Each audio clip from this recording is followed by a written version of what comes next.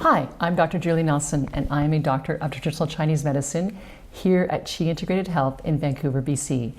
Today we're going to discuss the impact trauma has on our behavior and how difficult it can be to diagnose and treat. And if you find these videos interesting or helpful, please consider hitting the subscribe button below.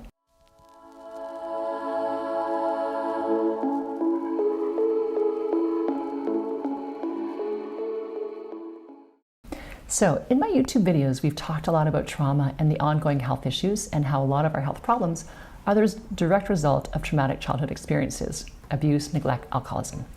But what is the impact of trauma on our behavior, our relationships with others, how we parent, our workplace behavior? How does it impact our social circles? A patient of mine has a beautiful teenage daughter who literally has been through hell and back, taking her parents with her. She has had every learning disability, labels, assessments, health problems, and most recently seizures.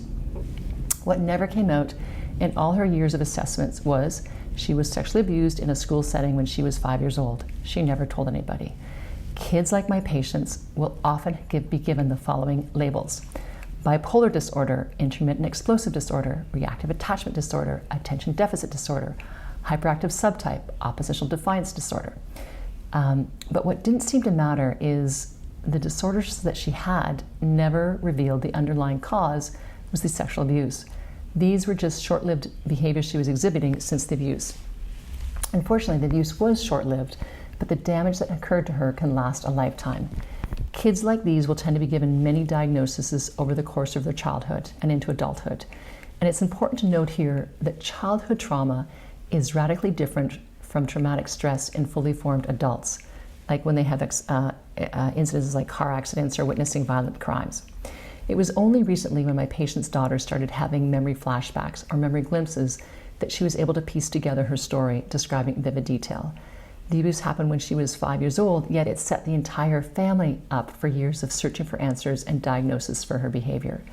The amazing thing is, in this family, they had the resources and capacity to heal and deal with the fallout of the abuse.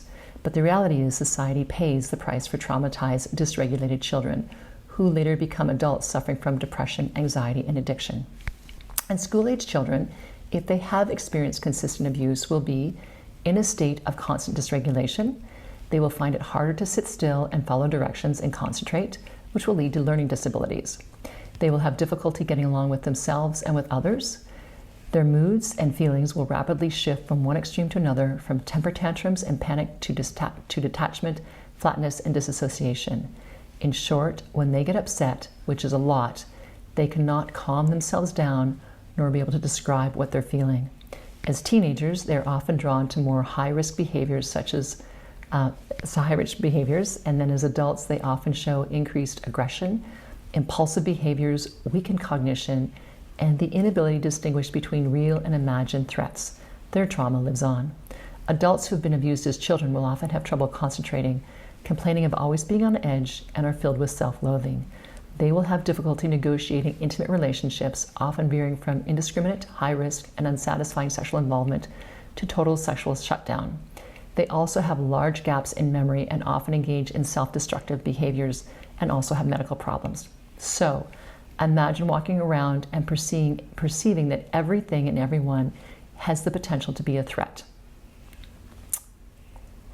That's the way you see the world, guarded and uncertain. Remember the conversations we had on mirroring and how we look at people's faces for cues? Is this person happy to see me? Is their face lighting up? Do I feel welcomed? So if you have been conditioned to see the world as unsafe and a dangerous place, you will be guarded, you will be vigilant, and your face will show that, creating a rather vicious cycle, a repetitive cycle. What you put down, people tend to pick up and respond accordingly, making it very difficult to climb out of a trench. Your brain is wired for fear, uncertainty, and danger. Unconsciously, you will keep repeating these situations. Abandonment, fear and abandonment, uncertainty over and over again. The inability to trust is yet another hallmark and an obstacle that has to be overcome. You're either overreacting to situations or you may be underreacting to situations, a term known as disassociation, whereby you're unable to detect dangerous people, abusive people, and situations. So what happens when your body keeps pumping out stress hormones, cortisol, adrenaline, to deal with imagined or perceived threat? What I see in clinic health-wise tends to be a lot of gut issues, bloating, a lot of food sensitivities. The gut just can't digest certain foods, wheat, dairy, or people experience a lot of bloating after every meal. The other big issue for traumatized people is insomnia, trouble falling asleep or waking up throughout the night. I have patients who come to see me who wake up 20 to 30 times a night. They look and feel like the walking dead. When your body is pumping out adrenaline, it's pretty much impossible to sleep. They will often be diagnosed with adrenal failure, too much cortisol as a lack of too much adrenaline pumping through their system. Headaches, migraines, unexplained pain, oversensitivity to touch or sound. Being so agitated keeps them from being able to focus and concentrate. And to relieve this tension, they will often turn to rocking, cutting, biting, burning, hitting themselves, banging their heads, punching through drywall, pulling their hair out, picking at their skin until it bleeds, binging, purging, addiction, and suicide. These are all coping mechanisms, albeit destructive ones. Where does someone start who wants to get better? My personal belief is that you first need to get to safety. Healing starts when you feel safe in your body and then in your home environment with the people you surround yourself with. They are safe, caring, and nurturing people. When it comes to healing trauma, it takes a village. Support, love, and caring in our social circles, and health practitioners who understand us and create safe healing spaces. People don't tend to think of acupuncture when it comes to healing trauma, yet the tapping method, emotional freedom technique, actually uses acupuncture points to help people cope with emotional triggers when they're experiencing them in the moment. Now, what's interesting, this is a bit of a brief aside, in 2002, Dr. Spencer F. set out to study the 225 people who had escaped the Twin Towers post 9/11. Acupuncture was the most sought-after treatment, followed by massage, yoga, and EMDR. Yes, exactly that order. People sought out acupuncture. But the question is, why wouldn't they go and see a therapist and talk about what happened? Cognitive behavior therapy. Because talking about trauma can be too difficult. Remember the little girl who was abused when she was 5? It wasn't until she turned 17 that she was finally able to piece together what happened to her. Her body was in total chaos, yet no one could figure out what was going on. She wasn't able to articulate what was going on. Acupuncture puts your body immediately back into a regulated state so that you can function. Remember, we get out of the flight-fight response and back into our parasympathetic body.